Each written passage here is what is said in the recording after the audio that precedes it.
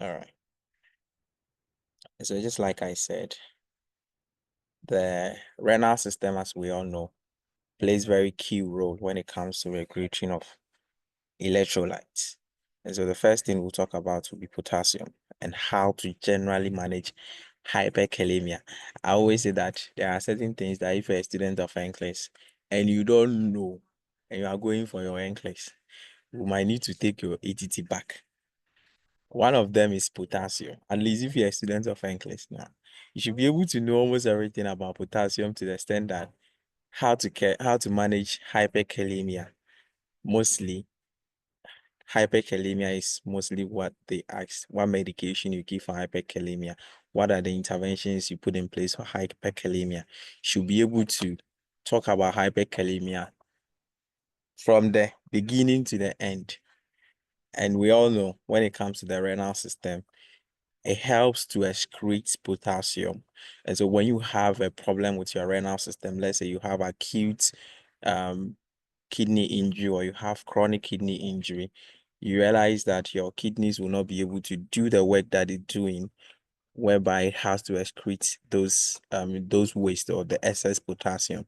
And so you tend to have a lot of potassium being accumulated in your system. And then you have hyperkalemia.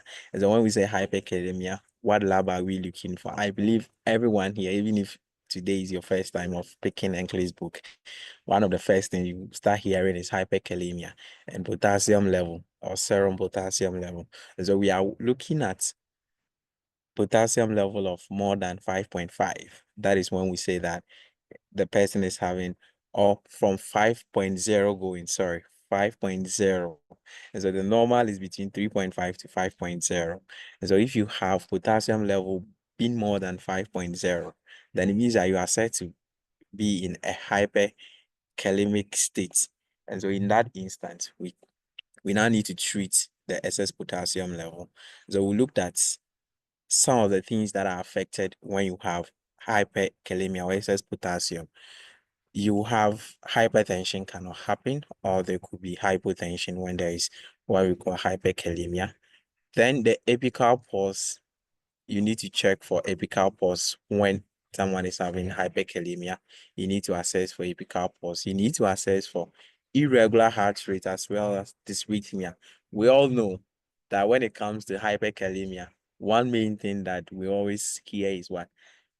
Top peaked T waved. And so I think when Ima was doing EKG with us, he took us through, what topic T wave it or what T wave and then ST and all those things.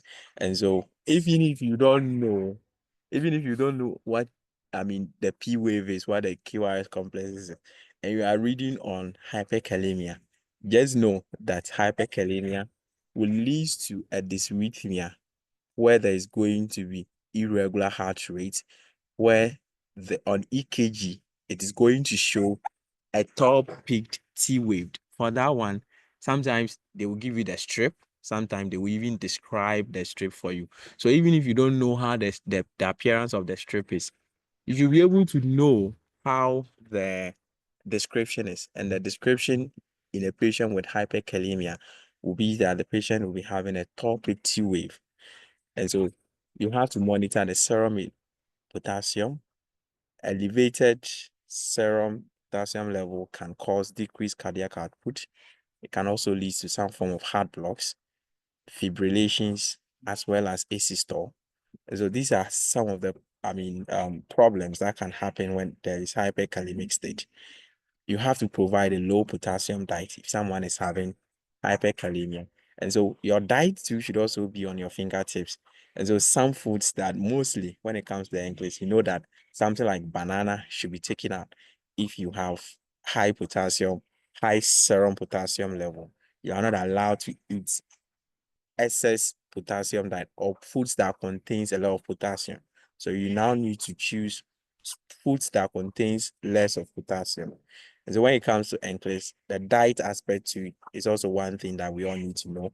And so potassium, I'll mention potassium. I have some questions on the diet. So when you get there, we'll get to learn some of the other foods that are also more in what we call potassium. Then you have to also administer your electrolyte binding and then electrolyte excreting medication. So with this, I'll make mention of chiacylate or sodium polyestyrene sulfonate. We all know that it's the same medication. Sometimes they use chiacylate, sometimes they use sodium polyethylene sulfonate. So you should know how this medication also works. And you know that this medication, it works by taking potassium from the system through your GI tract. And so in an instance of hyperkalemia, where you have someone's potassium level being very high, you have to give what we call polyestyrene sulfonate or chiacylate. And so this, when you administer, it is not going to work immediately when you give it. It takes some time for it to work. And so we look at what, again, if we are saying that hyperkalemia put one at risk of developing cardiac dysrhythmias or heart problems, and we are saying that chiacylate takes some time to work, then what will be the first probably medication you need to give when there is an instant of hyperkalemia? And you need to know that insulin, I think when we discussed this thing some time ago when we were doing pharmacology, and so that is where our soluble insulin also comes in. Not any insulin at all, but your soluble insulin together with dextrose 50%. And you know what the dextrose is doing? The dextrose is there to counteract the effect of the insulin. So when you are giving the insulin, it's likely to put the person at risk of hypoglycemia. Let's say you are giving insulin to a patient who is hyperkalemic, and the patient doesn't have any issue with glucose, or her glucose is already normal, and you are giving a regular insulin. What do you expect that it will happen? The likelihood that it will put the person into hypoglycemia is very high. And so mostly when you want to treat hyperkalemia using insulin, you have to pair the insulin, or you give your insulin together with 50% dextrose, so that the 50% dextrose will help prevent what we call hypoglycemia from happening. And so in an instance where you have to choose between chiacylate and then soluble insulin with dextrose, now look at the situation. Look at, is it that the patient is having high potassium level and we want to treat, you want an emergent effect. Okay, you want to treat the thing. So the first treatment you go for will be the what we call the insulin together with your dextrose, and then later your chiacylate or your sodium polyestyrene sulfonate will come in, because that one will take some time to work. And like I said, the insulin does not kick the potassium from the system. So the insulin is just like a temporal treatment. When you give the insulin pushes what you call the excess potassium into the cells, because we have this potassium in the blood, and now we want to take it out. But the insulin does not take the potassium out. It rather pushes the potassium into the cells. And then when it goes into the cells, if you don't give your chiacylate, the potassium can return back into your serum or into the blood, and then the problem will keep persisting. That is why you first give your insulin and later you add up your chiacylate or your sodium polyethylene sulfonate. And so you have to also, then we also have calcium gluconate. And so the calcium gluconate is also, so among all of them, when you get a question that someone is having hyperkalemia, and then they describe the what we call the EKG, probably they say patient is on a monitor, the monitor is showing a tau peak T wave, patient is having a potassium level of, let's say, 6 point something or 7 point something.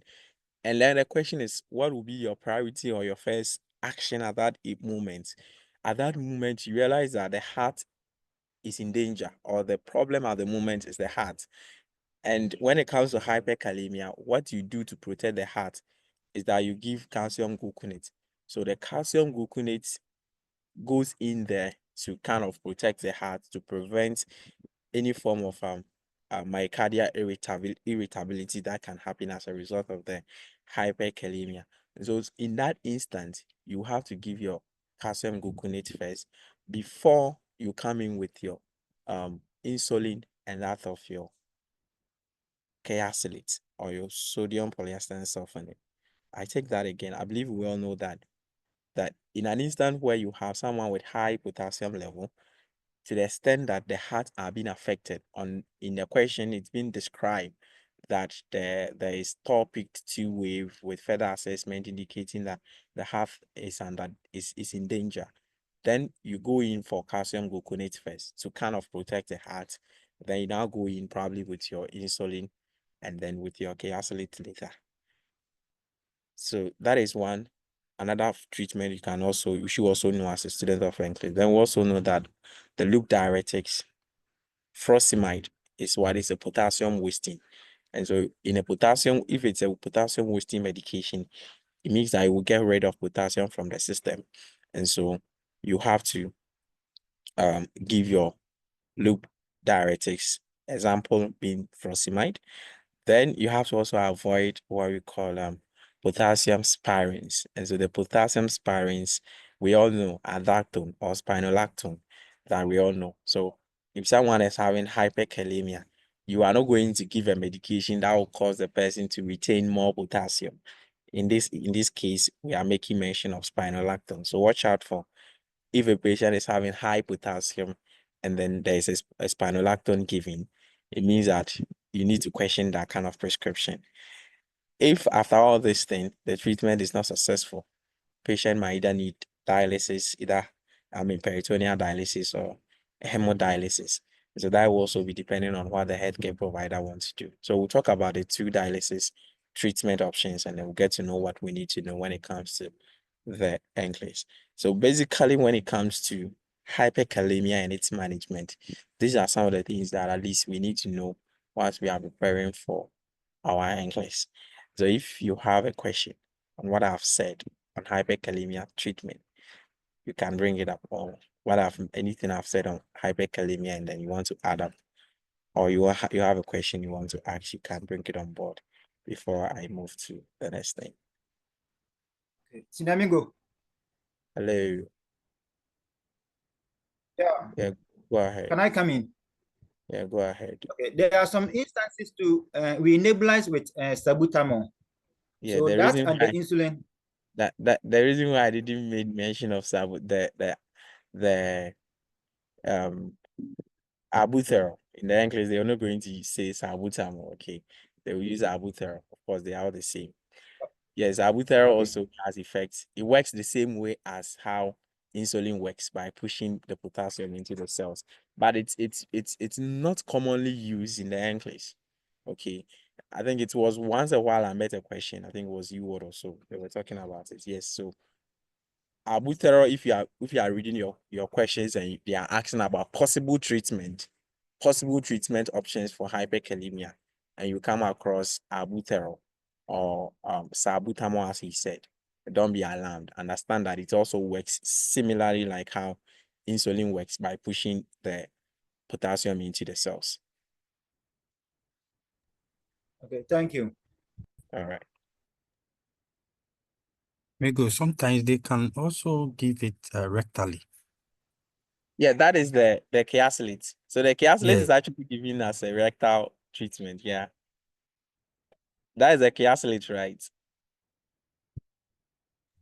Right. Yes.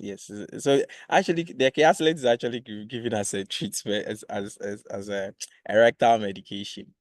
Okay. Yeah. All right. So the chiacylate, it cannot be given orally or.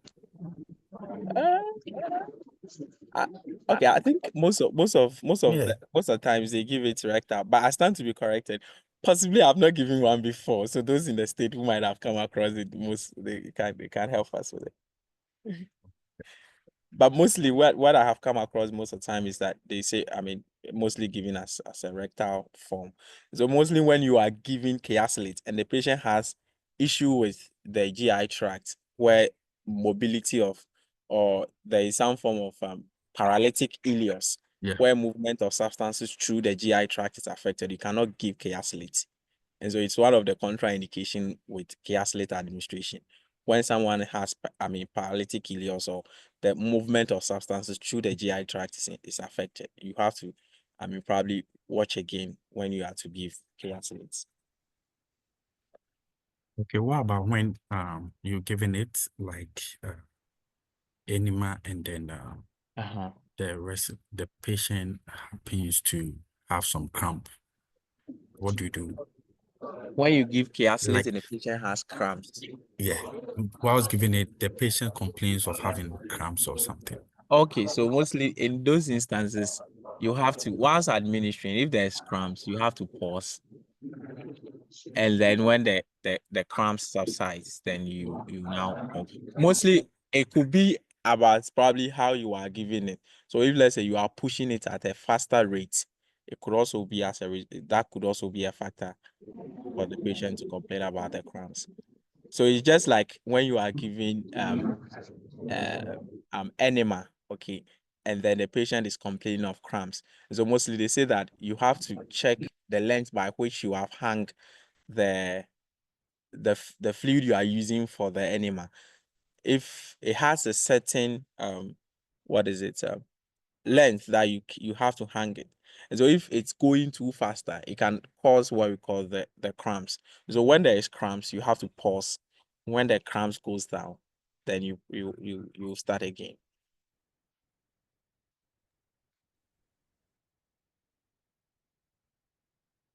Yes, hello. The one who was engaging me. I wasn't looking at Yes, this. thank you. I wanted Thank to, you. yeah. Thank you Sorry. so much. That's not me. All right. Okay. All right, so let's do the anemia aspect of people with kidney problems. And I've always said that the kidneys help with production of erythropoietin. Erythropoietin is needed for red blood cell production. And so if you have issues with your kidneys and the kidneys are not able to produce what we call the erythropoietin, then that means that red blood cell production are going to be affected in that instant. And so you have to now probably give a form of, so an artificial form of the erythropoietin called epoetin alpha. And I believe that those of us who might have done right now, we might have come across epoetin alpha. So epoetin alpha is also one of the medication that it is given to treat anemia in people with renal problems.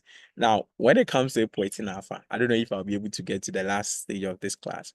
When you are using epoetin alpha, you have to watch out for hypertension. Hypertension is one contraindication to epoetin alpha administration. Or if you give epoetin alpha, you have to watch out for hypertension, or you monitor hypertension. The reason is that this medication can cause excess red blood cell production where the person is going to have what we call polycythemia. And so the one main criteria for administering epoetin alpha is that when you are to administer the medication, consider the person's HB. And so it says that if the HB is more than 10, the HB is more than 10, you cannot administer epoetin alpha. But when you administer epoetin alpha to a patient and the HB is more than 10, the person is likely going to have polycythemia. And the polycythemia in return can lead to excess, can affect the blood pressure, leading to hypertension. So watch out for epoetin alpha as well. So you have to monitor for decreased hemoglobin, hematocrit if there is anemia. Then you can give epoetin alpha or the bapoetin alpha. They are all the same medication, which helps with maturity of red blood cells. You can, as anemia, you can give your folic acid. Now, when you are giving folic acid, mostly you pair your folic acids with what? Vitamin C to enhance what we call absorption. When you give what we call administer iron orally as prescribed, but not to give it the same time as phosphate binders. When you give phosphate binders together with what we call the ions, it will affect the absorption of what we call the iron. Then, because you are giving what we call iron, one common side effect of iron we all need to know is constipation.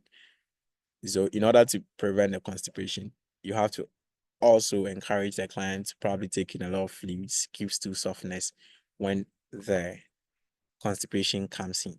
So when it comes to the anemia, we should understand that in people with renal issues like acute renal injury or chronic kidney diseases, they are likely going to get anemia. And the problem of the anemia is because of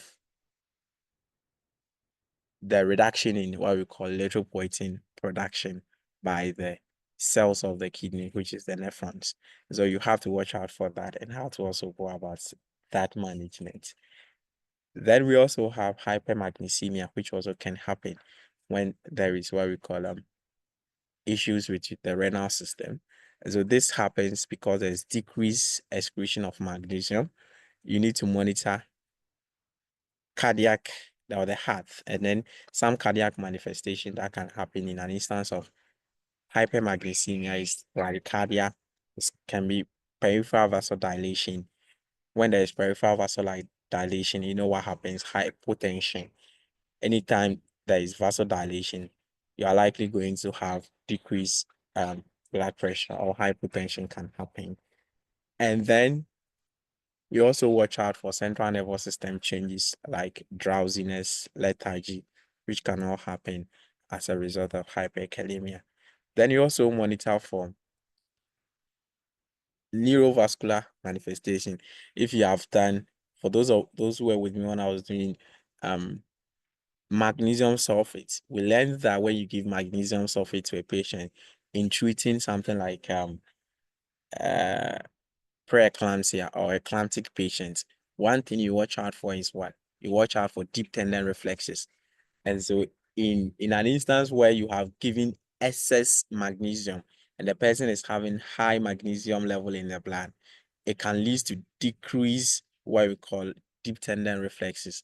And the person is going to have a weak reflexes, either 0 or 1 reflexes. And then you also have to look out for absent voluntary skeletal muscle control. So the person will not be able to control the muscles, and then every reflexes will go down if there is hypermagnesemia. You administer loop diuretics to also help treat excess magnesium in the system. Then you also give calcium to also help with the cardiac issues that comes with what we call hypermagnesemia.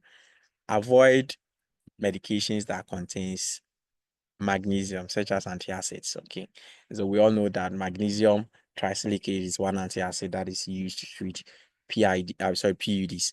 And so in that instance, if someone is having excess magnesium or hypermagnesemia, you are not going to give any medication that contains what we call magnesium. Then you have to, during severe elevation, you have to avoid foods that increase magnesium levels. So you have to also watch out for foods that also could affect the magnesium level. For the foods, I'll leave that one to us. Let's go watch out for foods that contains most of these electrolytes. They are very important that we all need to know them. And it's very, very difficult sometimes how to get the foods, because some of the foods that they make mention of, they are not familiar, or we are not familiar to most of them. And so sometimes it becomes very difficult getting them at hand. Okay. But we still need to know one or two of them, and then we are good to go. So that is also on magnesium and some of the few things we need to know with magnesium. With what we call phosphorus. Phosphorus and then calcium. We all know that they are they are inversely proportional. Inversely proportional means that when one is going down, one is going up, or when one is going up, the other will come down. And so if you want to treat one, let's say you want to treat hyperphosphatemia, one of the things you do is that you have to increase calcium level. When you increase calcium level, the increase in calcium level will now help to drop what we call the phosphorus level. Okay. At the same time, if you have hypercalcemia or hypocalcemia and you want to treat hypocalcemia, kindly mute her for us. Kindly mute her for us. If you have hyper, oh, let me mute this person before we continue. Okay, the person has muted. If you have hypocalcemia, let me use hypocalcemia. If you have hypocalcemia and you want to treat hypocalcemia, it means I have to decrease what we call phosphorus level. When you decrease phosphorus level, it will also help to increase the calcium.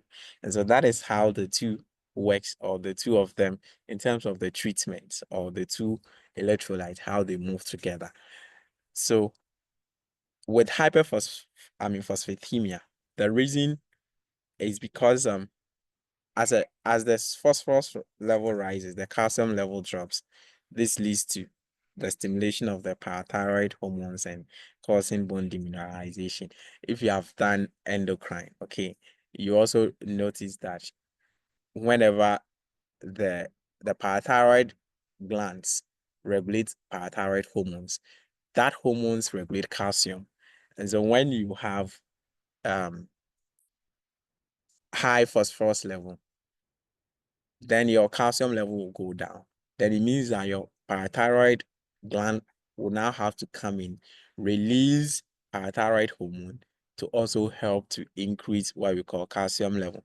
And mostly it does that by causing the calcium that are stored in the bone to sometimes to be released into the blood, leading to help increase what we call the serum calcium level. And so that is where the bone demineralization aspect also comes in. So this kind of what we are talking about, we are all talking about, electrolytes that are in the blood. So we are talking about serum at this point. Treatment is aimed at lowering the phosphorus level. And so to lower phosphorus level, we have phosphate binders. When we're talking about pharmacology, I did mention about phosphate binders. Example of a phosphate binder is alendronate. So when you give these medications, it goes in there, binds with the excess phosphorus in the blood, and then help to get rid of the phosphorus. You have to administer soothsofteners as well as laxatives as also prescribed because of the constipating effect of what we call the phosphate binders, because this medication works by removing what we call phosphorus through your GI tract, and they can put the person at risk of what we call constipation. So you might need to give stool softeners as well as laxatives to help with the constipation aspect of it. Then you have to also teach the client about the need to limit the intake of foods that are also high in phosphorus. Third, if you have hyperphosphatemia in someone with renal problem, you cannot have calcium to also be high. It's not possible, because I've already said that whenever calcium is high, phosphorus will be down. And so whenever you have phosphorus high, calcium also will be down. That is how the system works. Okay. And so in someone with a renal problem where the person is having hyperphosphatemia, then just understand that what happens to calcium is that calcium will automatically be down, because you cannot have someone having both calcium and then phosphorus all together being high. So the hypocalcemia in someone with renal problem is because of the excess phosphorus level. It automatically causes the calcium level to go down. And also because the kidneys are not able to activate vitamin D. We all know that vitamin D enhances calcium absorption. And so if you are treating hypocalcemia and you are giving your calcium supplement, one education we give to clients is that you pair calcium with vitamin D. The reason is that when you give the two together, the vitamin D enhances the calcium to be absorbed. Okay.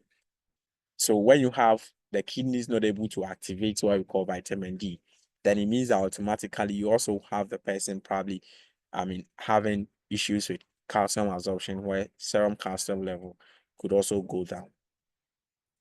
The absence of vitamin D causes poor calcium absorption. I think I've talked about that. Then you monitor serum calcium level as well here. You have to administer your calcium supplement. And just like I said, when you are administering your calcium supplement, you pair the calcium supplement with vitamin D for adequate absorption. You encourage the client to take in foods that are high in calcium. I think some foods that are high in calcium will be some dairy products. Dairy products in this instance, milk. Can also talk about some fish like salmon. Okay, salmon too also has quite a good amount of calcium. So if you are treating hypocalcemia, these are some of the things that you also watch out for. You also do for someone with hypocalcemia. Then, when it comes to the acid-base balances, when Yakut was doing ABG with us, I believe he talked about how the renal system helps to regulate our metabolic system. And so in ABGs, either you have a respiratory problem or you have a metabolic problem. And the metabolic problem is basically regulated by your kidneys. And so when you have issues with your kidneys, then you are talking about what then happens to your electrolyte issues or your metabolic balances.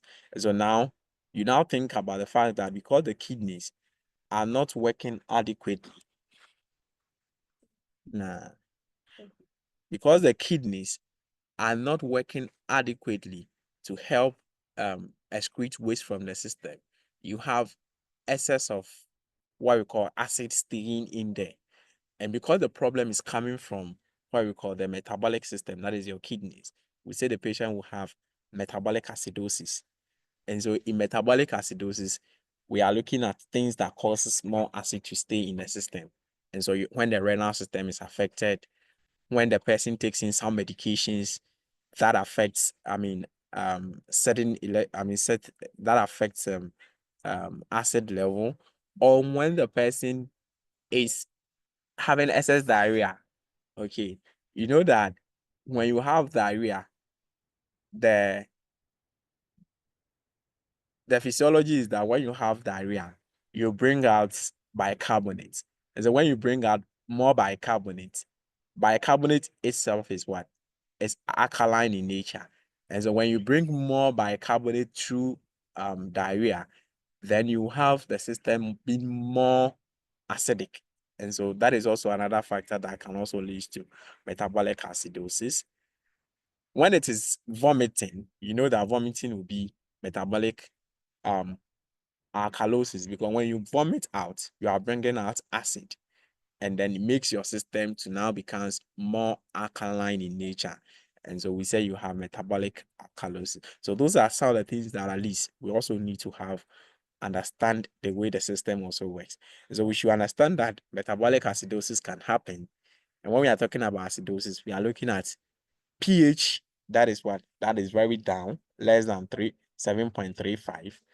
And then we are also looking at a bicarbonate. Mostly the bicarbonate will also be down, because we said that when you have more acid, it means that your bicarbonate level will be low, and bicarbonate will also be less than 22, because we've learned that bicarbonate level is between 22 to 26.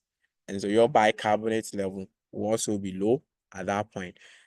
So those are some of the things that you should be able to relate together when we are studying something like metabolic acidosis. So the kidneys are unable to excrete hydrogen ions, manufacture bicarbonate, resulting in acidosis. You have to administer your alkaline,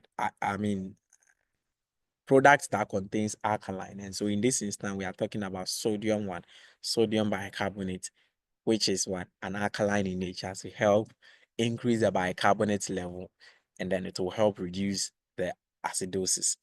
You also note that clients with CKD adjust to the low bicarbonate level gradually. And so mostly the acidosis will not really cause the patient to become acutely ill. Okay.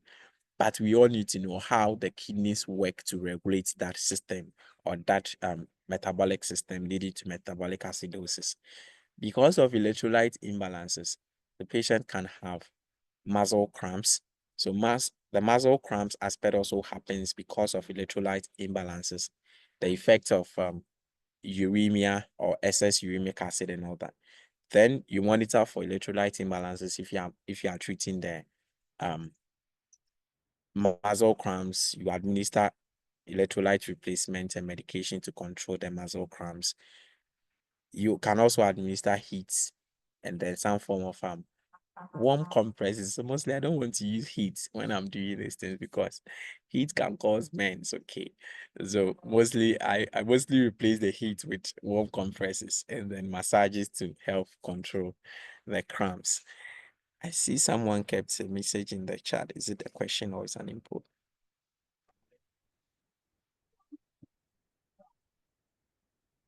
Hello. Is it that my end is breaking or is it from my end or I get some people saying that they are unable to hear me? Hello. Can you guys confirm for me? Yeah, we can hear. Hi. Yeah. Am I loud or there's still issue with my You are connection? loud. I am loud, eh?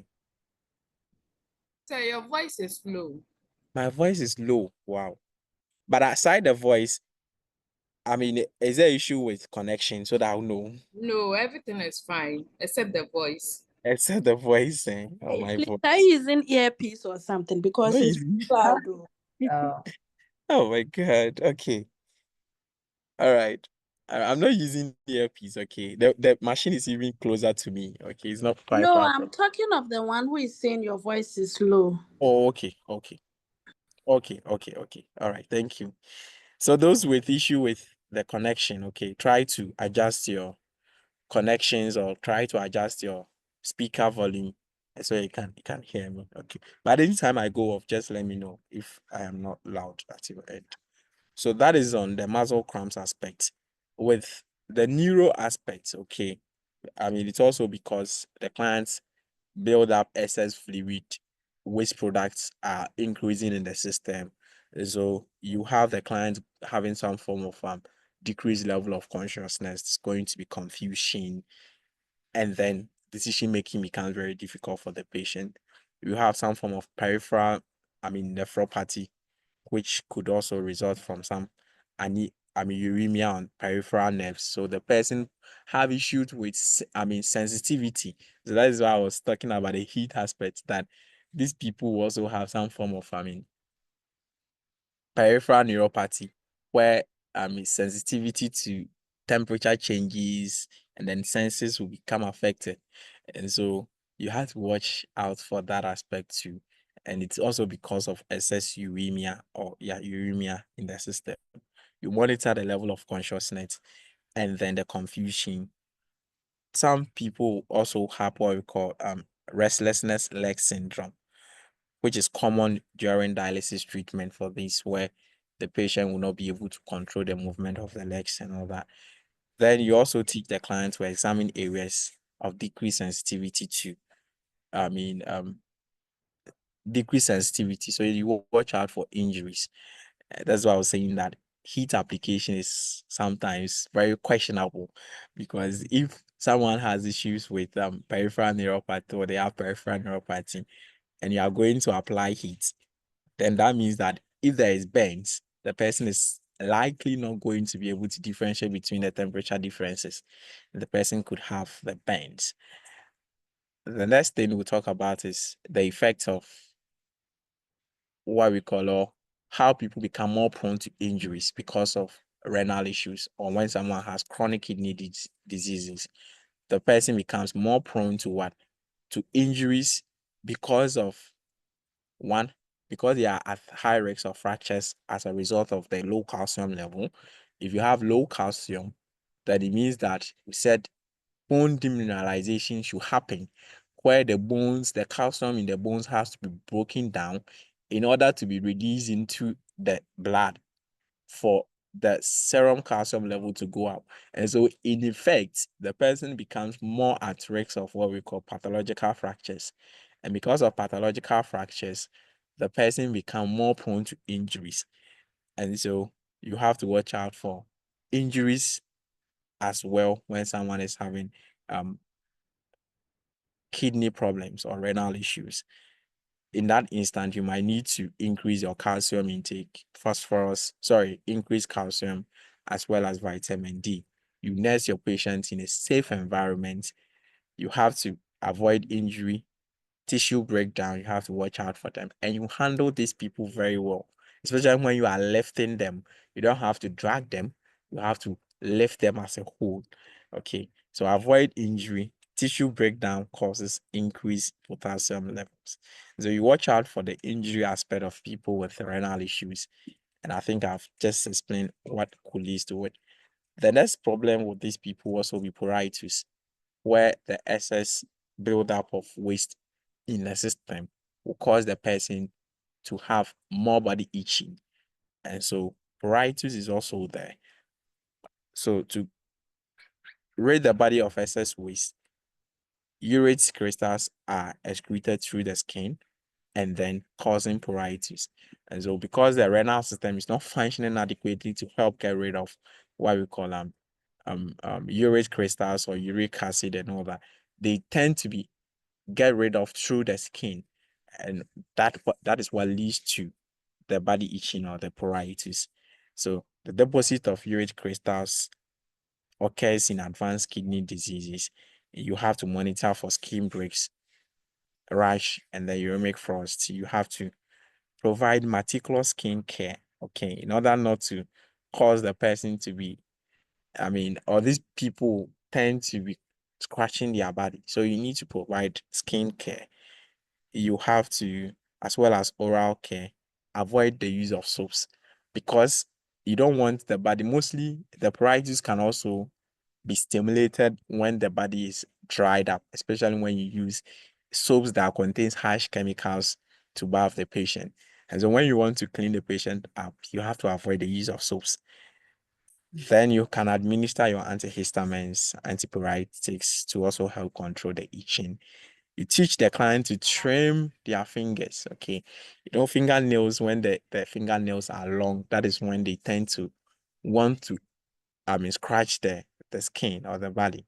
And so you need to trim what we call the fingernails so that even if they itch, there will not going to be any form of skin break that could lead to what we call skin infection. So that is how pruritus can also happen when it comes to people with renal issues. Left with just two things for us to do some questions on this. Then I'll bring the first part of today's class. The next thing I'll talk about is uremic syndrome, which also comes about as a result of buildup of excess waste in the system when the kidneys are not working adequately, or when someone has end-stage kidney, what we call disease, and there is accumulation of excess nitrogenous waste. When that happens, waste product builds up. The person tends to have oliguria. We've talked about how it happens in kidney, injuries or chronic kidney diseases where urine production becomes affected. And so in uremic syndrome, I said that the problem mostly comes when you have acute kidney injury, where you have buildup of excess nitrogenous waste, and then all the labs becomes affected, becomes elevated. And so in that instance, the person is going to have oliguria, presence of protein in urine, red blood cells in urine, and then elevated urea, uric acid, potassium, and all the things we talked about in someone with chronic kidney diseases would happen here. Hypotension, when you have chronic kidney diseases and the kidneys are not able to conserve water and sodium, you tend to have hypotension. Or the patient can also present with hypertension, which is most common because the kidneys are not also getting rid of sodium and then water or fluid. And so there is more accumulation of fluid leading to the hypertension. There's also a level of consciousness, electrolyte imbalances, stomatitis can equally set in, nausea can come, then diarrhea, constipation can all happen with uremic syndrome. When there is uremic syndrome, what do you do? Some interventions, you monitor your vital signs, very important. Tachycardia, heart rate. So you monitor the heart rate, irregular heart rate. You monitor for hypotension or the hypertension. You monitor for them very keenly. Serum electrolyte level, you monitor. We've talked about the various electrolytes and how they are affected in a patient with kidney problems. Then you monitor for intake and outputs to evaluate how the kidneys are now producing urine, or is the oliguria still there, or the patient is now able to produce some amount of urine. We said that this patient is going to have proteinuria, and so in that instant, you provide a limited but high quality protein diet as well. Okay, so you might need to increase protein to help replace what the client is losing. Then you provide limited sodium, nitrogen, potassium, and a phosphorus diet. You assess the client to cope with body image disturbances that could happen as a result of uremic syndrome. The next thing we'll talk about is also having uremic syndrome, but this time we'll talk about hemolytic-uremic syndrome. Hemolytic-uremic syndrome is common in children, or I should say that it happens in children. So this problem happens mainly in children between the age of 6 months to 5 years. And it comes about when you have a bacterial infection where the infection goes to, or there's production of toxins after the bacterial infection. The toxins causes kidney injury, and this is very common in pedics.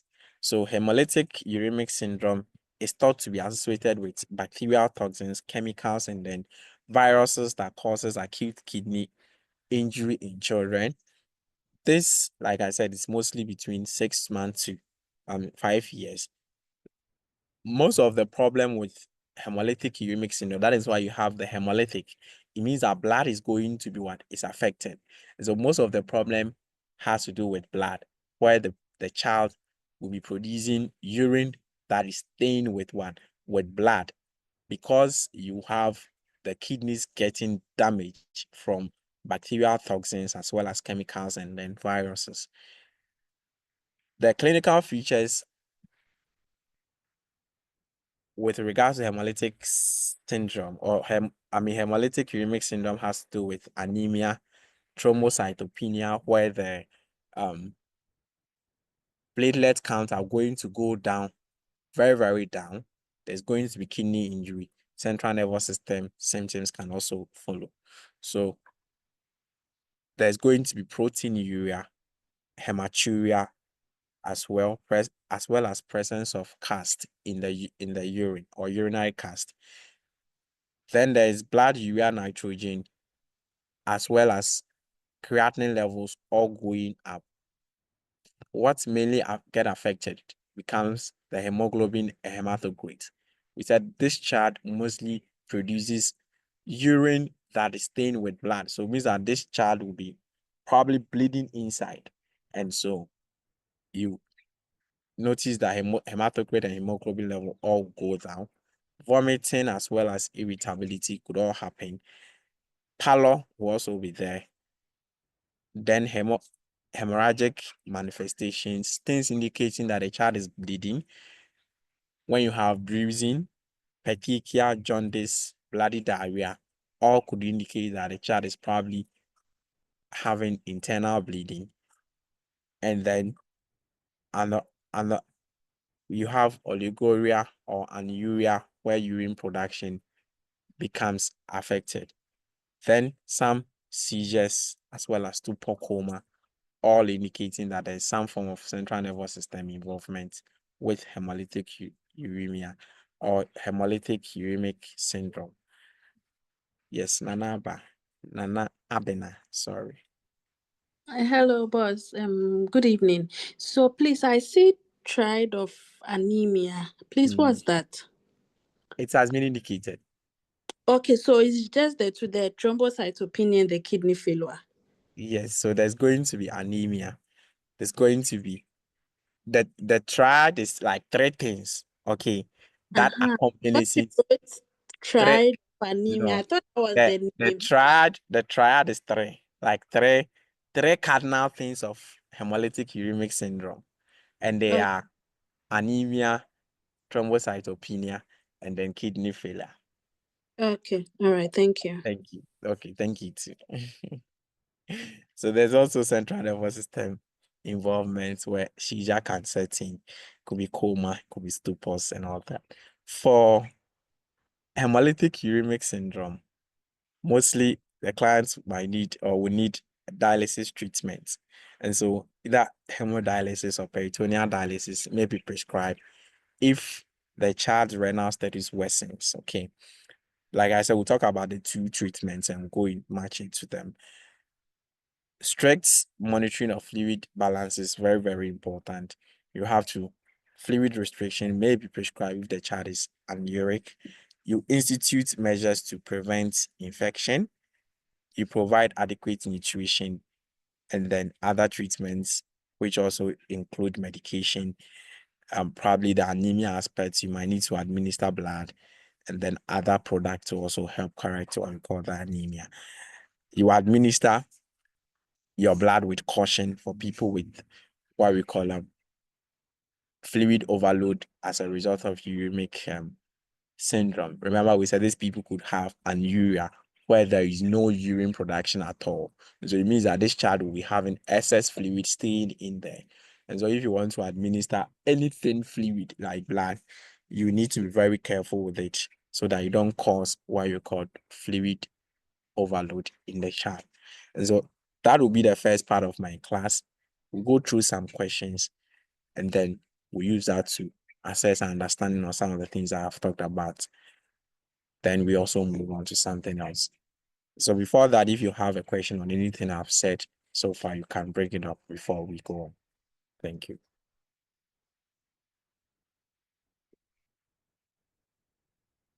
Hello. Yes, madam. Yeah, my hand is up. I think I didn't see it. Yeah. So when you were talking about the incidents, you talked about only it being common in children. And I have seen somebody with an over 40-year-old who came in with hemolytic-uremic syndrome. And then when I had to read about it, it was that I think that is less than a 1% in adults. Oh, okay. The person actually happened to be my big brother. At the age Oh. of 42, he had hemolytic-uremic syndrome. Okay. And then he had all these uremic gastritis, uremic frost, and all these things. So that's about it. That was about a long time ago. So Okay. it happens in adults, but then it is really common in children. Okay. It started after diarrhea. Yeah. Oh, okay. Yeah. All right. Thank you. All right. Thank you. All right. Is there any further inputs? Okay. So let's do this. Then the nurse is caring for a client with chronic kidney disease. The nurse notes a topic T wave on the continuous cardiac monitor. Which of the following actions would be priority for the nurse to take? It says that the exhibit shows some information. The exhibit shows laboratory results, and it's as follows. Potassium is the reference range is 3.5 to 5.0. The client's potassium at the moment level is 7.1. Creatinine at the moment, the reference is 0.6 to 1.3. Client at the moment is having 4.5. And your question or the options are 1. Administer IV calcium gluconate to the client. 2. Teach the client about high potassium foods to be avoided. 3. Request a prescription for oral sodium polyethylene sulfonate for the clients. You prepare the client for placement of a temporary catheter for hemodialysis treatment. The question is asking about which of the following action will be a priority for the nurse to take at this point. Yes, so if you want to answer, you can raise your hand up and I'll call you to come in with your answer. Yes, Madam Agnes. Okay, I'll go for option 1. I'll go for option 1 because so using the elimination methods, I'm going to eliminate option 2 first because it's talking about teaching and as the question states, we have tall peak T waves. And so with that, client, the patient will be unstable at that time. So teaching will not be necessary. It will come later when the patient is stable. And option 3, request for prescription for sodium polystrate. As we discussed, the sodium polystrate, we can use it, but it will come later because it's not going to start working immediately you give the medication. Option 4, to prepare the client for placement of temporal catheter for hemodialysis treatment. That's going to prolong the treatment because now we are prioritizing the patient based on the dysrhythmia that the high potassium level is going to cause. So the option 1, giving the IV calcium gluconate, is going to strengthen the heart muscle to prepare for the dysrhythmia that's going to happen, so that later you can give the insulin plus dextrose 50%. Thank you. Okay. All right. Thank you, Madam Agnes. I believe we all agree with our colleague, with her answer and explanation. I think she has done it well for us. So I wouldn't want to take any further question on that. I see a lot of people answering at the chat box as well. So I think yes, we all agree that the one will be the best action here, or the highest priority at this point, because we said the heart is at risk. You have the description there telling you the heart is in danger, and then you need to protect the heart by giving your calcium gluconate at this point. All right. Thank you. So the rationale is just on the screen for just a second or two. Then I go to my next question.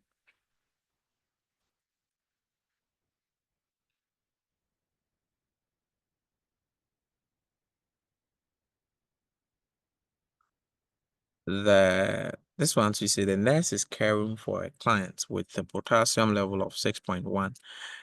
Which findings should the nurse closely monitor for in this client?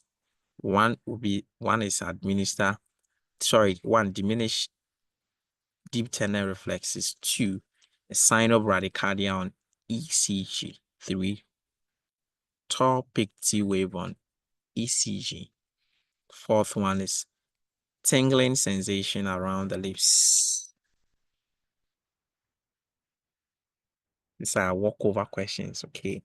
That when you get, well, if you don't know, if you have not read on potassium before, you might not know, okay? That's why I always say that sometimes your content first. You know the content, and then you know what to choose. So if you've not read on the topic before, it's very difficult for you to also come across or come to understand what will happen in this instant, okay? Yes, so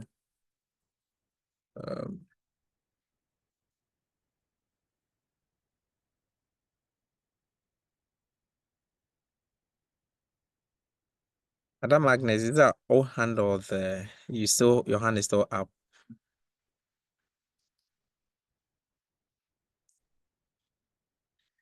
I guess it's the old hand. Okay. So we just talked about it. So this will be the third one where there's going to be topic T wave. Even our question we just finished, they talk about it. So this, just as I said, it's just a walkover. You don't have to worry. After this, you come across any of these things anywhere, you should be able to answer it with ease. All right.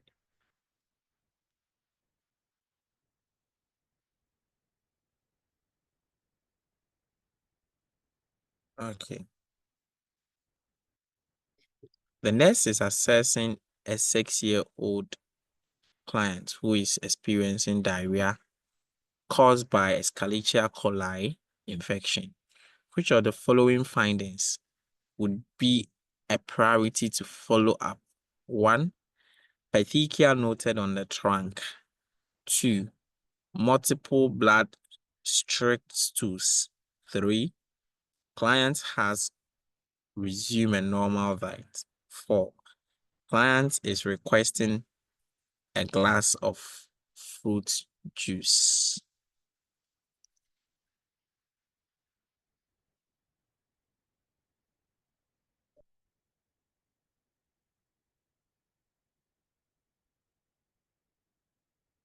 Yes. For this question, I want someone to give us her rationale, his rationale. Answer with the rationale for us. Someone should explain why he or she is going for that answer. Those of us choosing our answers in the chat box, give us your reasons for choosing those answers.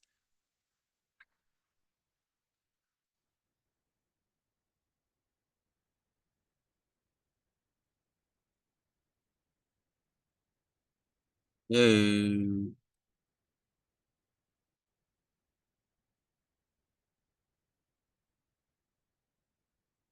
Okay, so let me call someone.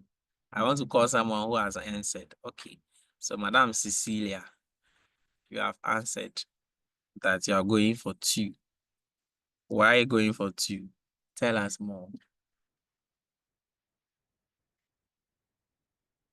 We want to learn why you're going for the 2, if you don't mind.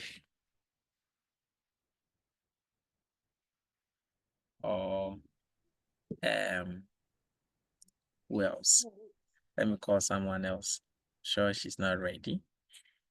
Okay, Nana Bena, you've also answered 2. Tell us why you're going for 2.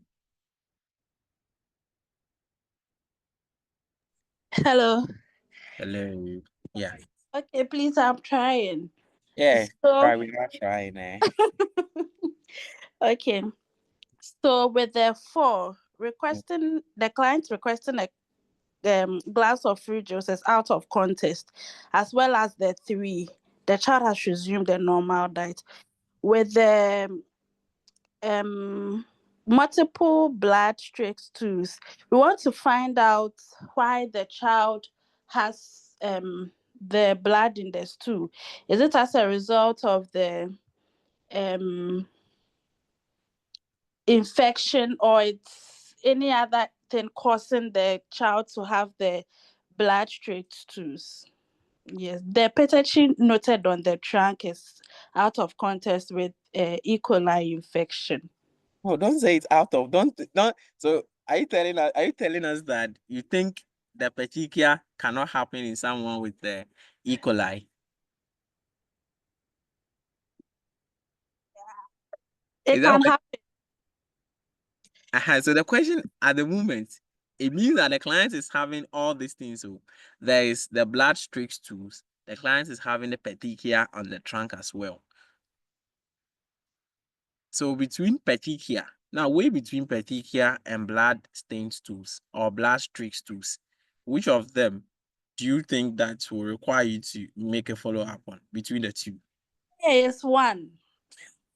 No, it's not because I am now giving you I'm now opening things for you. That's why I change, But I just wanted to know.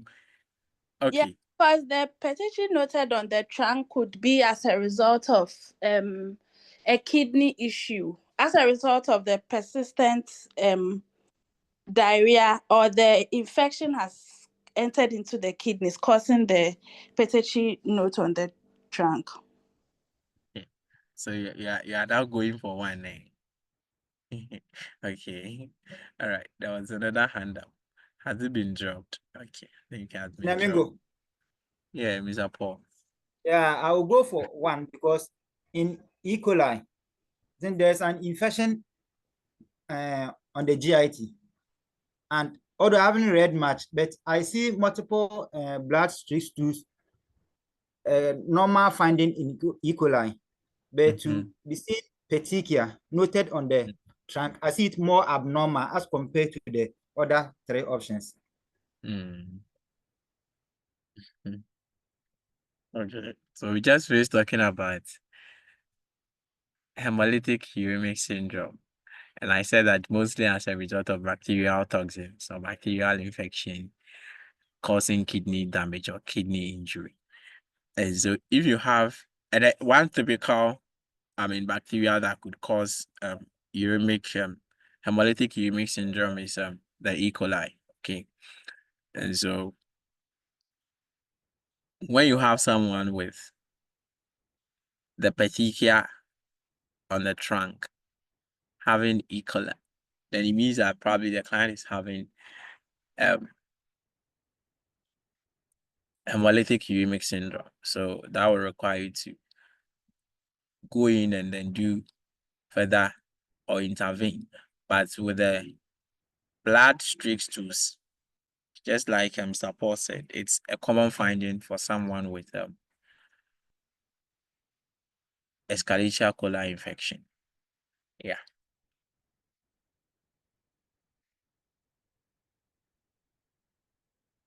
All right.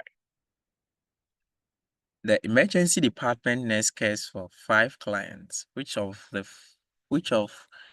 clients below are at risk for developing metabolic acidosis? It's a SATA question. We have 1 25-year-old client with claustrophobia who was stuck in an elevator for 2 hours. 2 36-year-old client with food poisoning and severe diarrhea for the past 3 days. 3 40-year-old client with 3-day history of chemotherapy-induced vomiting. 4 75-year-old client with pyonephritis and hypotension. 5 82-year-old client due for hemodialysis with clotted arteriovenous shunt.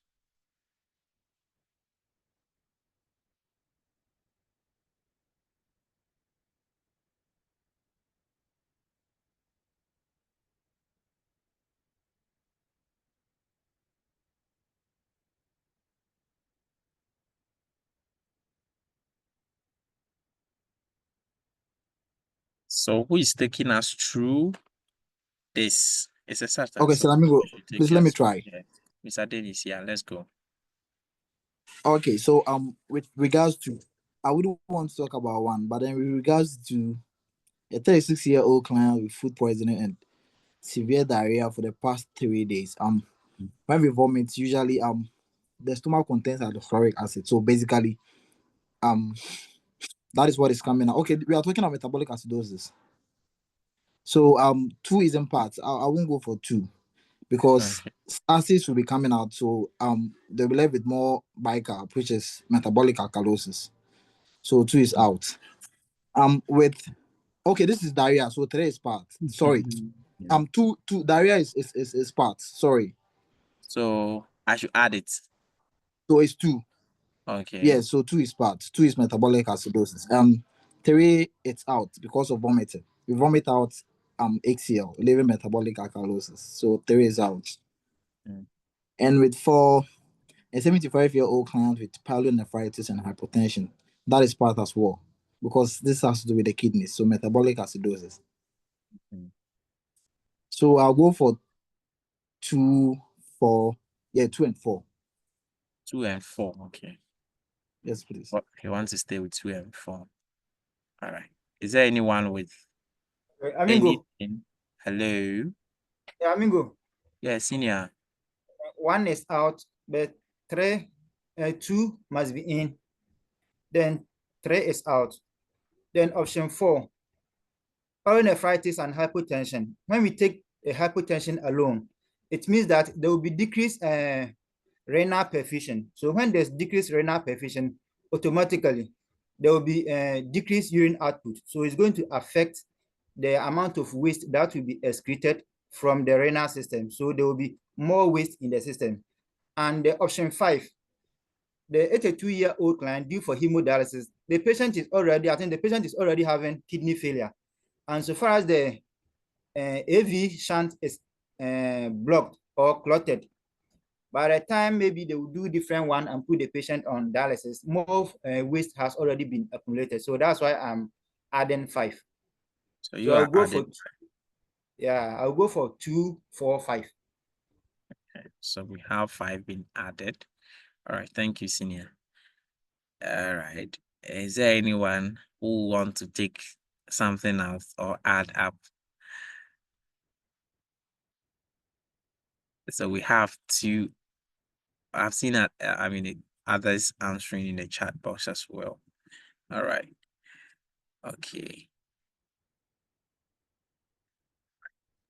So let's move. Yeah. Hello, Mr. Emmanuel. So I'll also go with the 2 and the 4. The reason is this: with the two, whenever there is this diarrhea, we know that there is a retention of acid. So that is it. But when a patient is vomiting, the vomiting, that is the number 3. Vomiting is vomiting the gastric contents out, especially when this one simple nursing, so ACK. So the four to, like he said, there is a problem with the kidneys. No, there is too much excretion of fluids. The kidneys are unable to sieve and then retain sodium and water.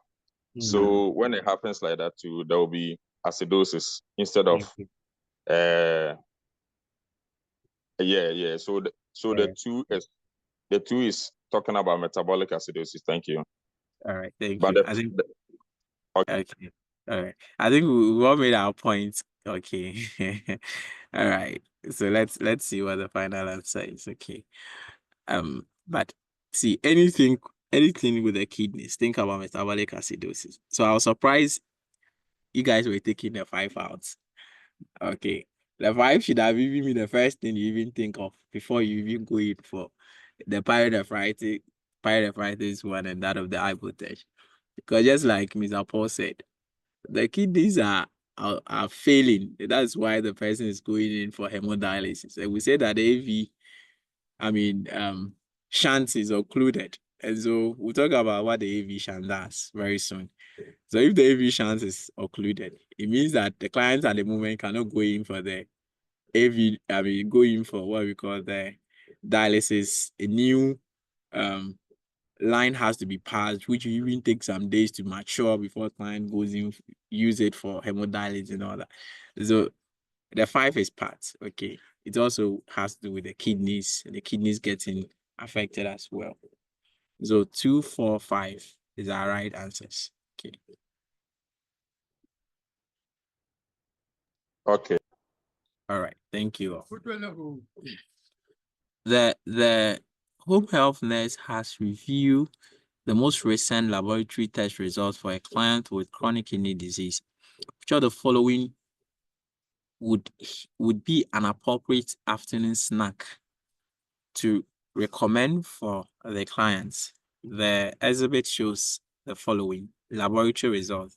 Sodium of 150. The reference range is there. Potassium of 6.0. It also has its reference range. Calcium of 9.0. Phosphorus of 5.8. It also has its reference range. The diets at the moment provided are 1, carrot slice and milk. 2 is chips and avocado dips. 3 is oatmeal with apple slice. 4 is vanilla pudding with strawberries. There was a handout. Is that handout still up? Or it has been dropped? I think it's dropped now. Kindly raise the hand up again so that I'll call you. That's whether you wanted to answer the question or it was probably wanted to ask, whatever it was. Just let me know. Okay. So who? Mr. Tamiu, answer this for us. Mr. Tamiu. How did they go about it there? How the diets? Take us through this diet for us. Mr. Tamiu, if you can hear me, I want you to answer this for us. I've seen you giving us 1, so I want to understand why you went for 1. Or anyone at all who wants to answer, kindly come up and give us your answer with your rationale. Okay.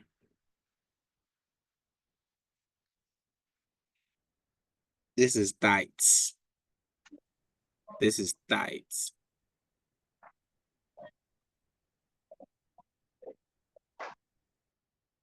Yes, Madam Sarah. Okay, so I'll try. So the first one is out. So I chose 3. The first one, the carrot slices and the milk. With the milk, there will be sodium and calcium and other things inside the milk. Okay. So that will not be recommended because, but the sodium, The calcium value too is normal for the patient, but I think there will be sodium and other things in the milk.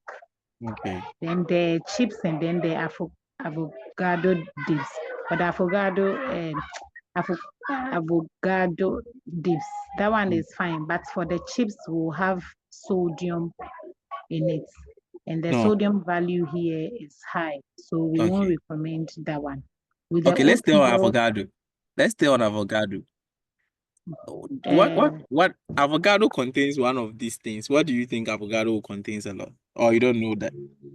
will Potassium. contain Okay. potassium. Potassium. Yes, Okay. and the potassium too is high. Okay. So we won't recommend that one. Okay. Then the oatmeal is fine because of the fiber. The apple juice, apple slices too are fine. There is no potassium, no sodium in them. It's the fruits. The vanilla pudding and then the strawberry, the pudding will be having sodium and calcium in it. And so we won't recommend that one. So I think the oatmeal and the apple slices will do for the patients.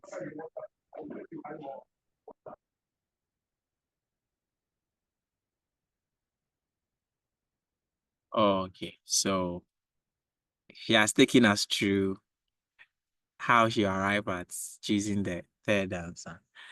Are we convinced or we have someone challenging her selection? Is there someone challenging what she just took us through or what she just said? If you think you have a different answer and you would want to defend it, you can bring it up before we go on.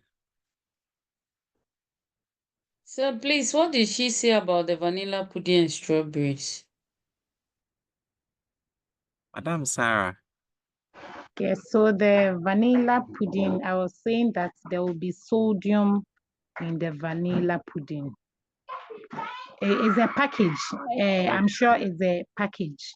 And so they will be having sodium in it. All right. Okay. So literally it will contain that sodium, potassium, and then phosphorus. Yes. So probably that's the reason this also being Yes. taken care of. Yeah. All right. So I think I agree with her. We look at the other apart from the third one that the clients can eat at the moment, all the other food selections, either they contain potassium, contains phosphorus, contains sodium, potassium. And so because of that, clients cannot take them. When you look at those electrolytes or those labs, they are all high. It's only the calcium that at the moment is within the normal range. Okay. So you have to watch out for.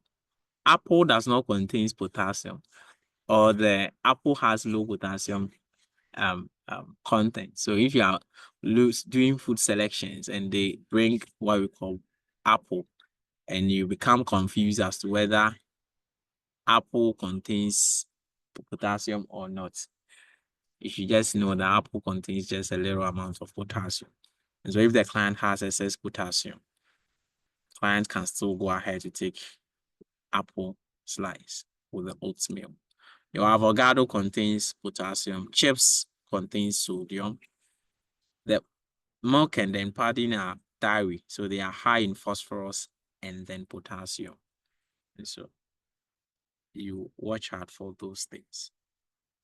Okay, that's our last question, or we still have some, so we'll move on. All right, so I think that's my last question for this section.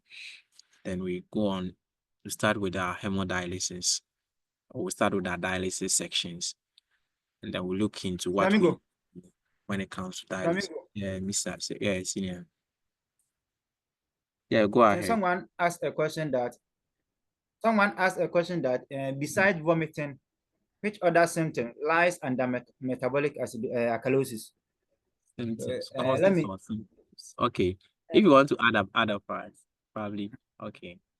Okay, so excessive intake of antacids are going to neutralize the hydrochloric acid, which will lead to metabolic alkalosis. And we have GI suctioning. The more you suction from the stomach, you are also going to suction acids, which will also lead to metabolic alkalosis. Okay. Madam Juliet. Sorry, thank you, Mr. Paul. So the question, I think the question is actually the person was asking causes of what we call metabolic alkalosis, right? It was metabolic acidosis.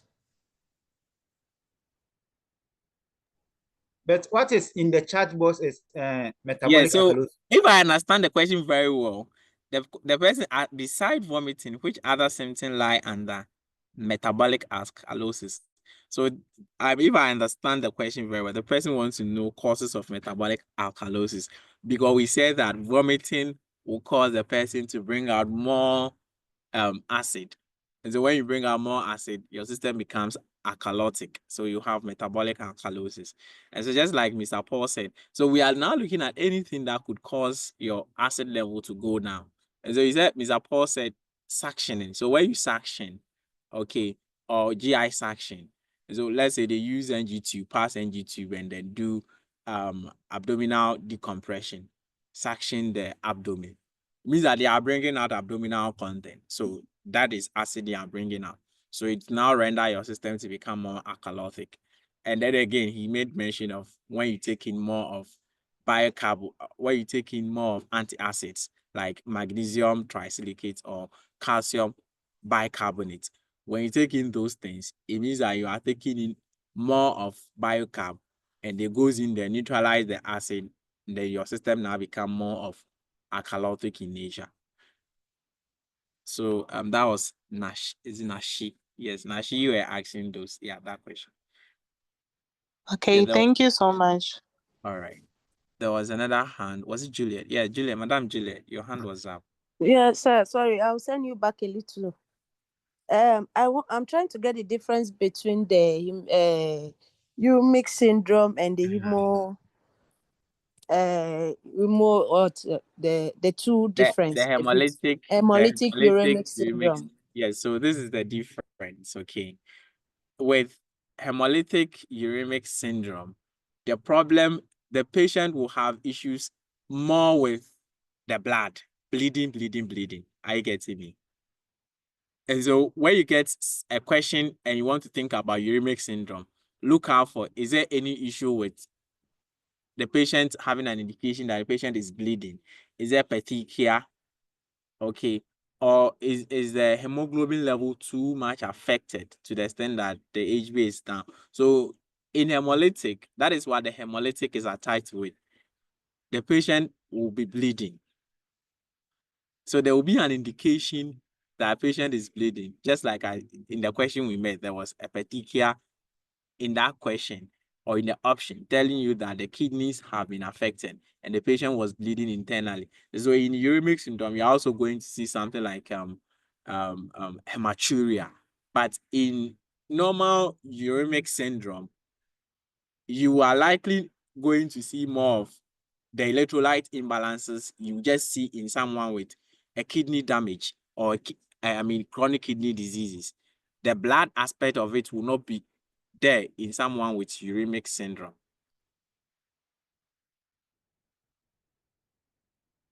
Yeah, Madam Juliet.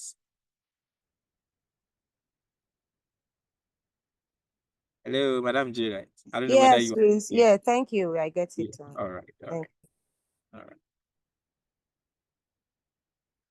Is there any other question input here? Okay, so let's do hemodialysis and do our dialysis treatments. We'll go into what we need to when it comes to dialysis. So this part I wouldn't really bother as much on it, where it talks about what dialysis is used for. We know that dialysis is to assist people with kidney damage or chronic kidney diseases or acute kidney injury to help with removal of waste from the system. That's from the blood. So it's a form of renal replacement. It involves, with the hemodialysis, involves the infusion of, so hemodialysis works through the process of diffusion, okay, where we say that there is a movement of substances from a higher concentration to a lower concentration. And so in this instance, the higher concentration is our system, our blood, which has more of the waste there. And so it has to flow from that end to a low compartment that contains a low concentration. And so you have a semi-permeable membrane and all that. I wouldn't really bother as much about that. How it works or the function, it helps to clear waste from the system, removes byproducts of protein such as urea, creatinine, uric acid all from the system. It also helps to remove excess fluid. So people with kidney damage, we know they build up more fluid. And so the hemodialysis helps to also reduce what we call excess fluids and also maintains and restore the buffer systems that will ensure the acid-base balances. And then electrolytes also helps to correct any form of electrolyte imbalances. The things that goes in for hemodialysis is what we all need to know. And if someone is going in for hemodialysis, interventions for the hemodialysis, what the NCLEX is probably going to ask us, do you need to stop medications? What medications do you need to stop when someone is going in for the treatment? What are the things you monitor when someone is going in for the treatment? Those are the things that we need to know much. And so, of course, you have to monitor the vital signs for someone going in for treatment for hemodialysis before, during, and after the treatment, because before you need to know the baseline, during you continue to monitor so that you see as to whether patient is having something like hypotension, which is quite common with hemodialysis because you'll be removing more fluid. And so it puts the client at more risk for having what we call hypotension. And then you also have infection, which can also happen. So let's say you are giving your treatment and temperature continuously goes up. You might need to watch out for infection as well, even though there is some slight elevation in the temperature during treatment, which is expected because of, the fluid or the blood that will be used for what we call the treatment. They would have to warm the blood and then for it to be used. And so mostly the temperature will be a bit elevated during treatment. But after treatment, if patient continues to have increase or rise in temperature, you might need to report that as well because sepsis can also be a concern.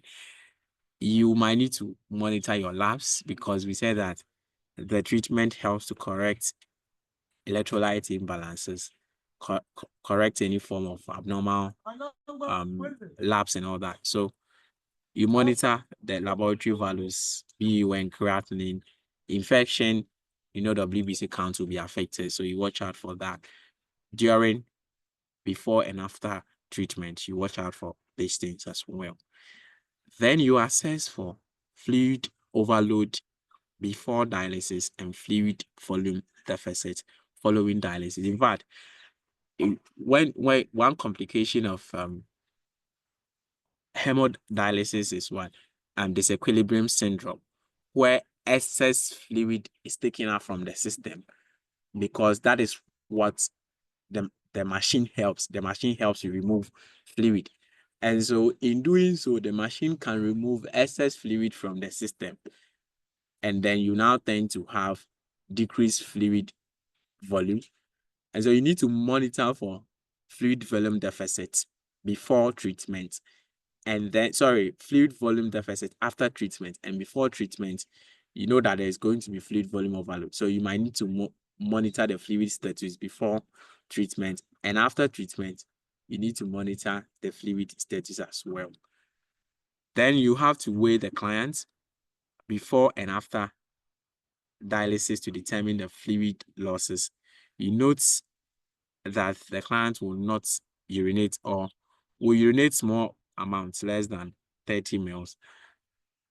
So you need to monitor the weight before and then after treatment as well. Weight also helps you to tell how much of fluid is being retained, because we said 1 liter of fluid is equal to 1 kilogram of body weight. And so if you weigh someone today and the next day you weigh the person and the person has gained 1 kg of weight or body weight, you can equate that to 1 liter of fluid. And so that is why weighing is very, very important. Weighing the clients will help you to know as to whether you have achieved your treatment or not. Then you have to also assess the patency of the blood access devices. The blood access devices here, we are talking about the arteriovenous shunt that will be created. The machine has to be connected through a catheter or through a line. And so mostly the line is either arteriovenous shunt that will be created, or they can pass something like a central catheter through the femoral vein. So they can use the femoral access also for a central line to use it for hemodialysis. And so you have to monitor the access sites to see as to whether they are patent, they are occluded or not.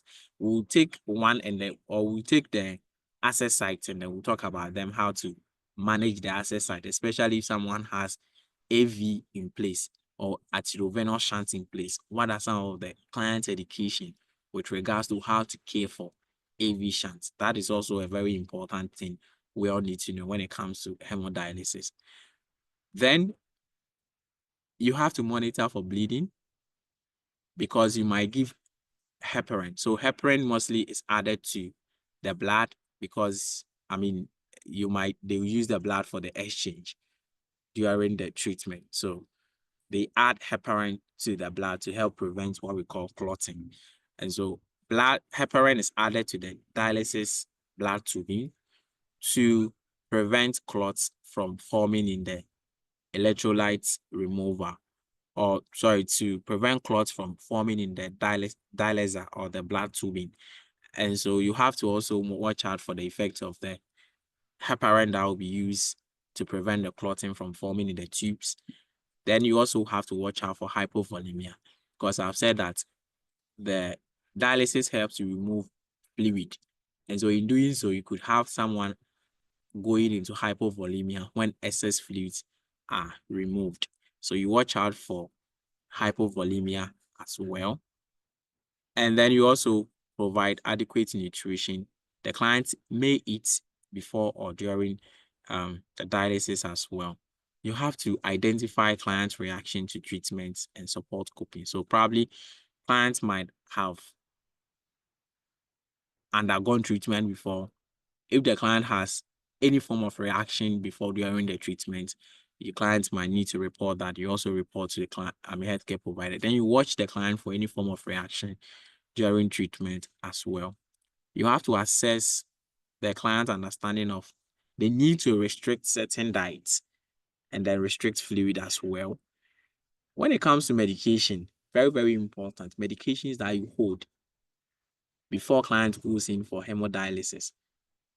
Antihypertensives needs to be withheld, or you need to hold antihypertensive. Why? Because we said the clients could go into what we call hypovolemia whilst undergoing treatment.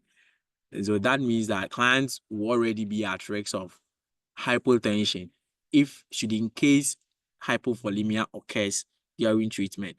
And so if you give your antihypertensives again, then you are likely going to worsen the case should in case hypovolemia happen. And so you don't want to put the client into hypovolemia. That is why you need to withhold all antihypertensives and then other medication that can affect BP or result in hypotension until clients complete the hemodialysis treatment. Then you also have to watch out for what we call antibiotics, digoxin, and then water-soluble vitamins. And so these are also removed during treatment. And so if you give your antibiotics, if you give your digoxin and you give your water-soluble vitamins, they are likely not going to work because they will be removed through the treatment.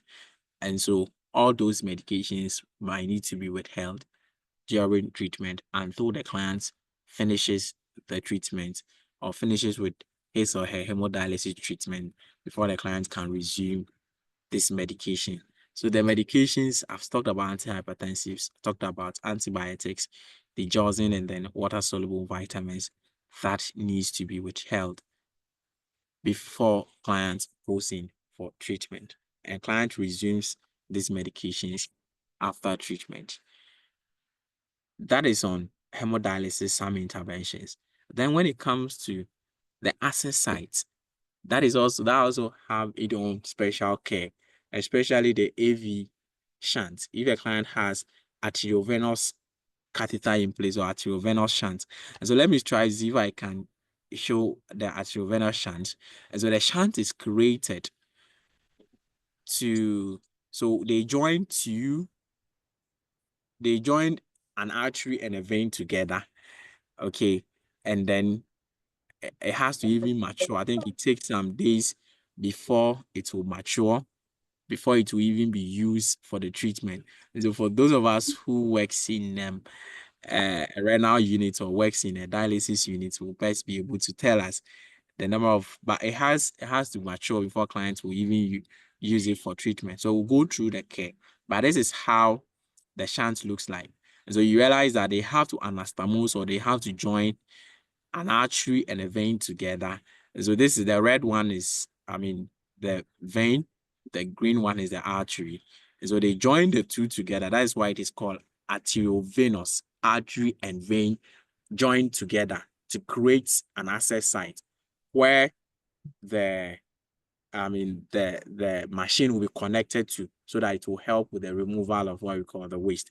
And so clients need to understand how to care for what we call this shunt that will be created, or how they should have to care for this connection that has been created. So the hand that has been created, a lot of care has to be taken in order to prevent anything or to maintain the integrity of the shunt, prevent infection, prevent occlusion, and all that. So we'll go through some interventions that, or some education clients has to understand with regards to the access site. So interventions for various access for hemodialysis. One is that you teach the client that the extremity may not be used for monitoring BP, drawing blood, placing IV lines, administering injections, and that the client should inform all healthcare providers of its presence. And so if the client has this shunt in place, or AV shunt has been created, the client should make sure that none of these interventions or none of these procedures are done the BP monitoring at the affected side. So let's say the shunt is on the right side. The client should make sure that BP monitorings are not done on the right side, because if they tie the cuff there, inflate it, pressure from there, the pressure from the BP cuff could affect what we call the shunt created, and could cause an occlusion of it. So we have to watch out for drawing of blood. Infection could happen, and so they need to avoid that. IV line, the same thing. Then administering injection should also be avoided.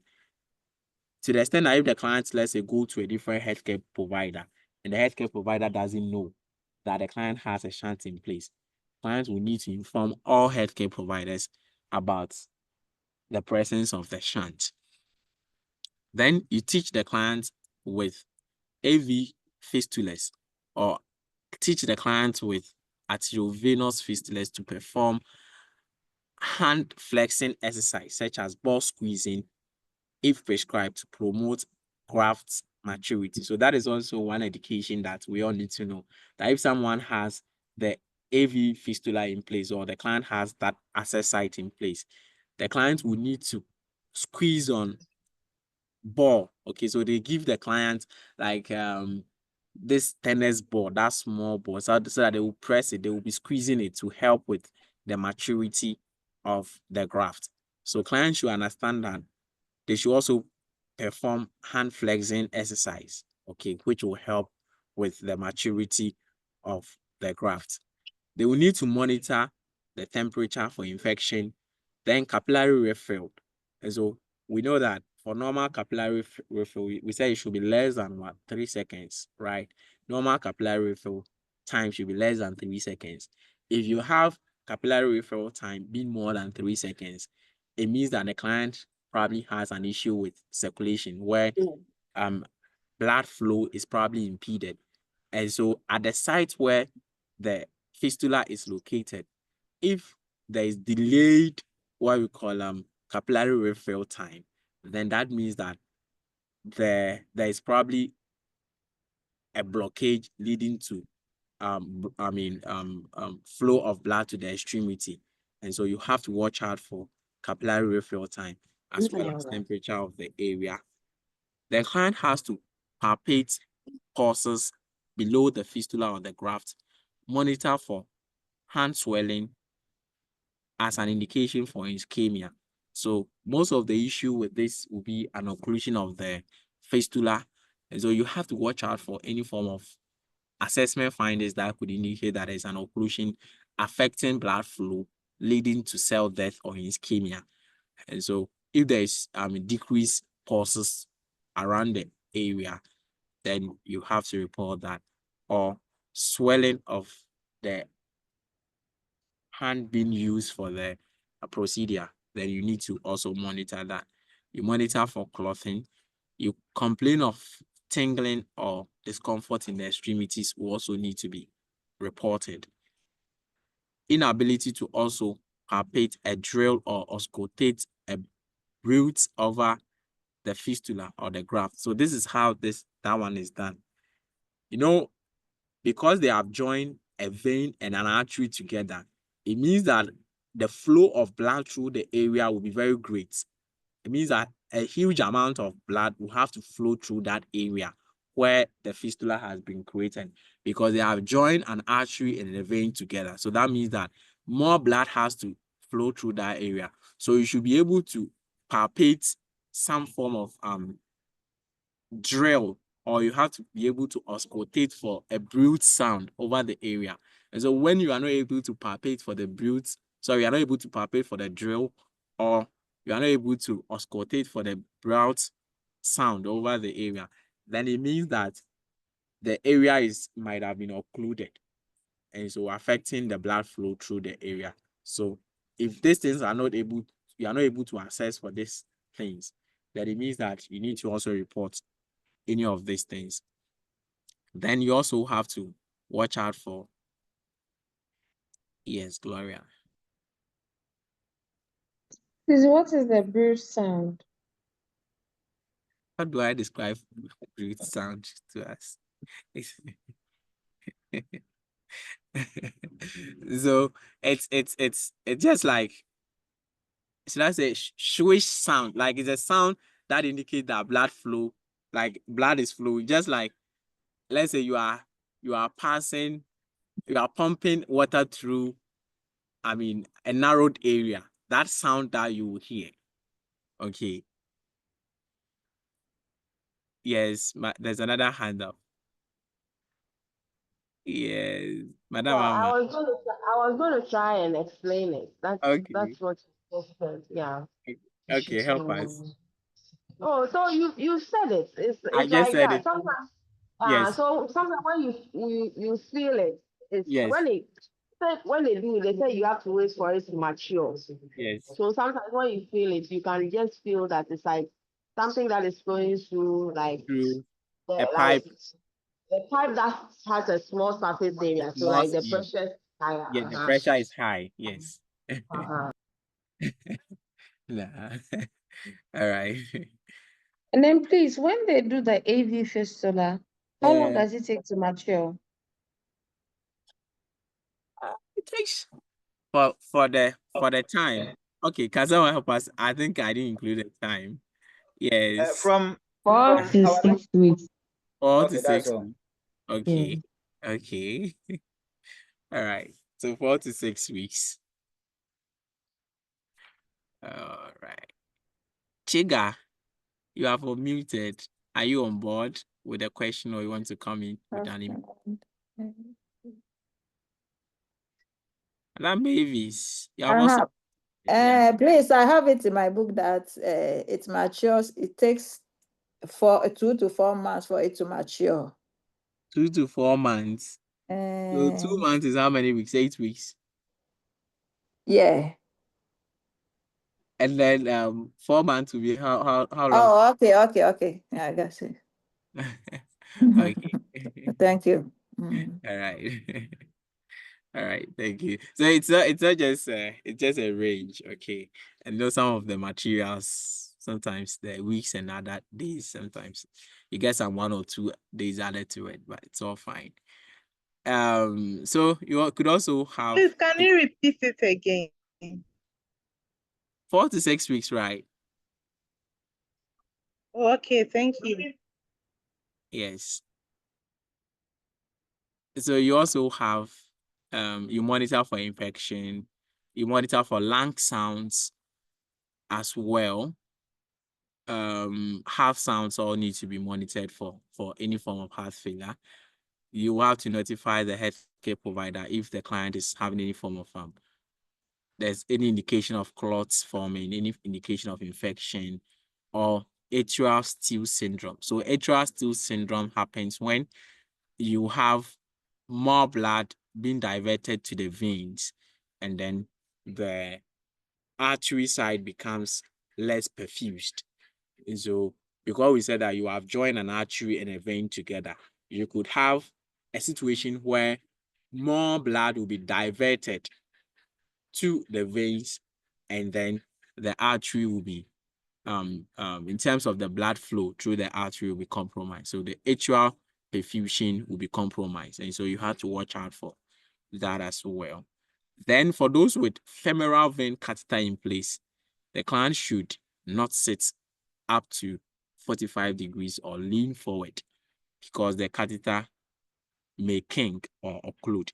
And so if someone has femoral catheter, okay, I said that they can use the fistula, AV fistula, or they can use the femoral vein as the access site where a catheter will be passed through that vein. And so if someone has that vein in place or that catheter in place, a femoral venous catheter in place, the client should not sit up to 45 or more than 45 degrees because of occlusion of the catheter that can happen. Then, to also ensure patency, the client must palpate for the drill or scotate for breaths over the fistula or the graft. I think I've talked about that. That assessment findings is very, very important. You notify the healthcare provider if a drill or a breath is not able to be palpated. You have to report any of these things to the healthcare provider.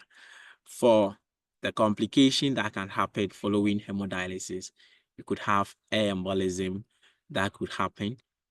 You could also have this equilibrium syndrome, especially when you have more fluid taken out from the system. That leads to what we call disequilibrium syndrome.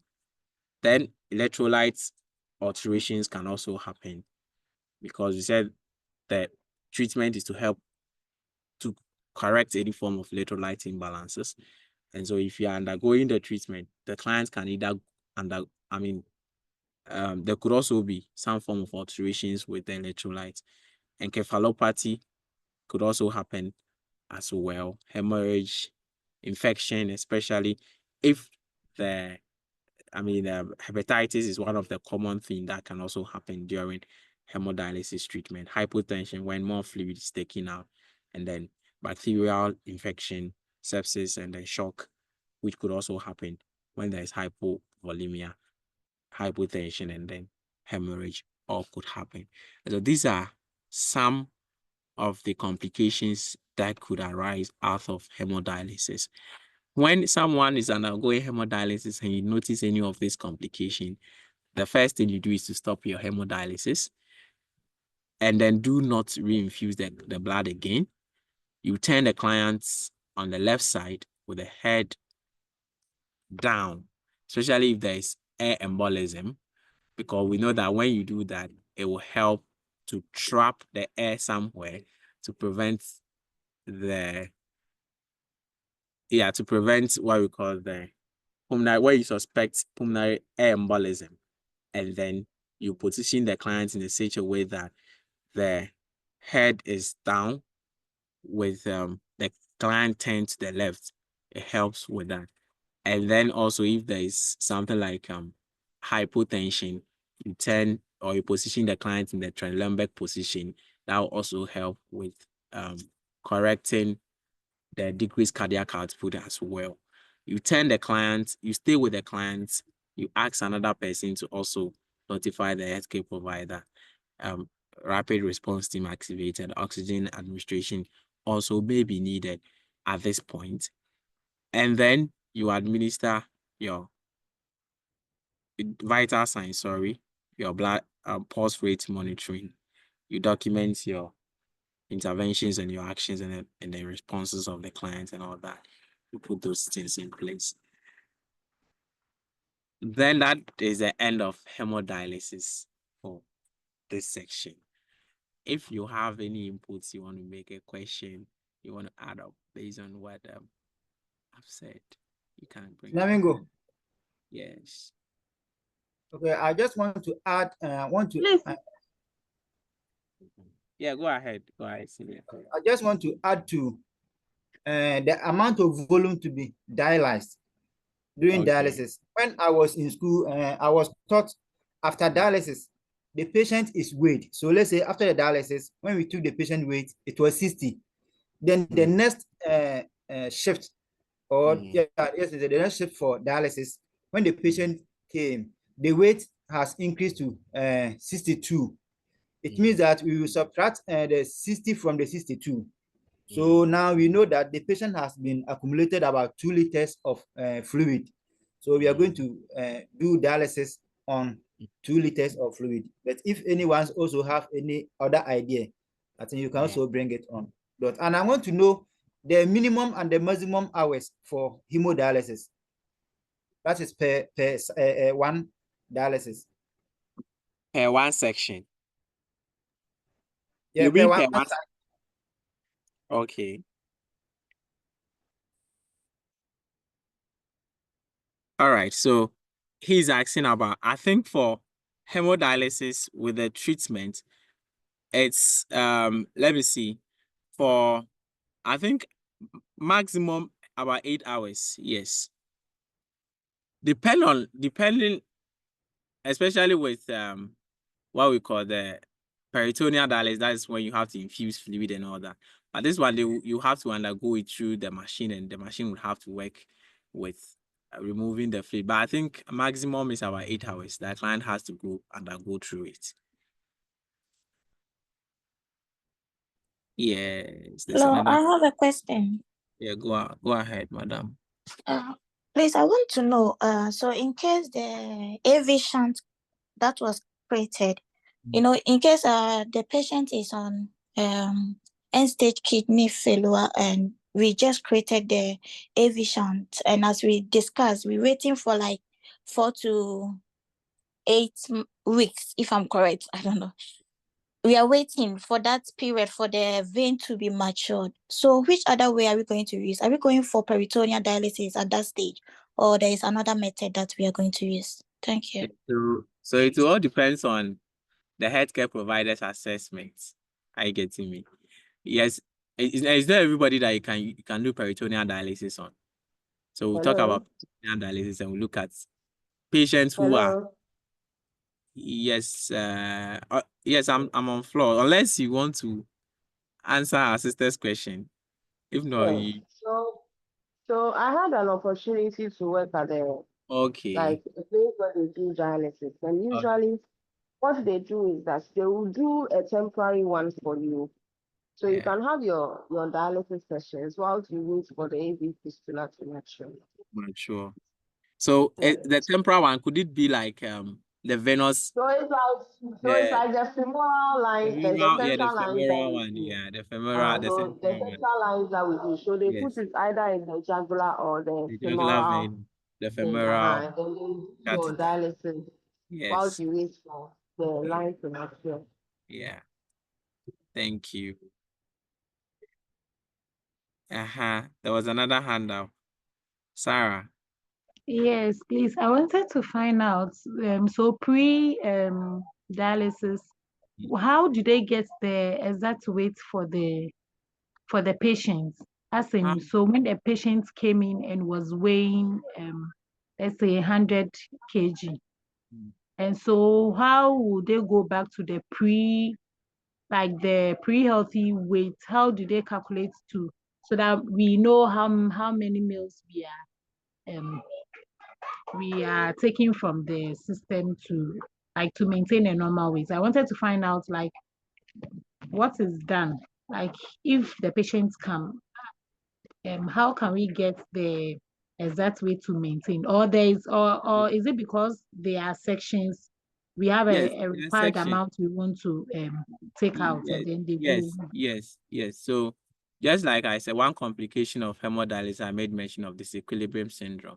So you cannot say that you want to trim the patient at a go. So it's a continuous process.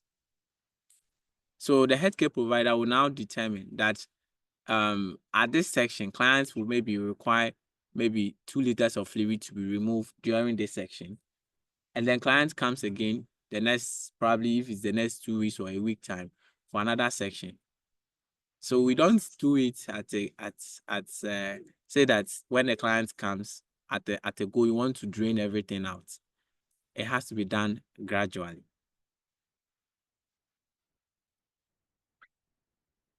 Madam Sarah. Thank you. All right. Namingo, during this equilibrium syndrome, when the machine is stopped, mostly they set up normal saline to ensure balancing. Although the patient came for dialysis, but when there's a shift in fluid volume like that, after disconnecting the patient from the machine, normal saline is mostly set up. Okay, thank you.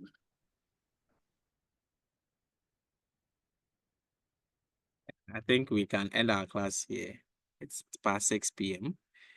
We'll end it here. God willing, tomorrow we'll do peritoneal dialysis, and then we'll take it out from there, look into other areas, and we will see.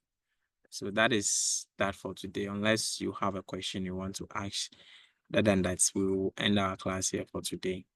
And then we meet again, God willing, tomorrow to continue.